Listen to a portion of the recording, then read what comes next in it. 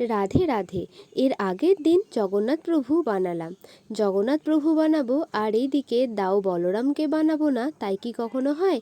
তাই আজকে বসলাম আবারও কিছুটা ক্লে নিয়ে বলরাম দাওয়ের মূর্তি বানানোর জন্য।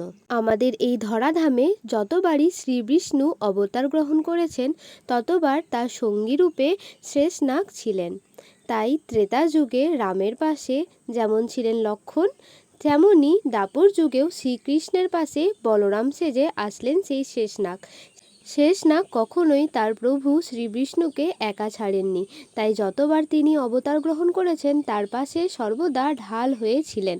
তাই আমিও যখন জগন্নাথ মূর্তি বানালাম, তারপর মনে হলো শুধু জগন্নাথ প্রভু বানাবো, তার সঙ্গিনী, তার চিরসঙ্গী বলরাম দাওকে কি বানাবো না? তাই আজকে বসলাম বলরাম দাওয়ের মূর্তি গড়তে।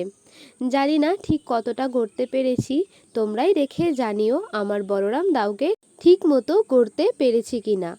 বলরাম দাও একাই বেশ অনেক বছর বনবাসে ছিলেন, তাই তো বনবাস থেকে ফিরে আসার পর তার রাজকীয় ভোগ দেওয়া হয় পুরী মন্দিরে, আর সেখানে জগন্নাথ প্রভু শুধুই নুন ছাড়া ভোগ গ্রহণ করেন।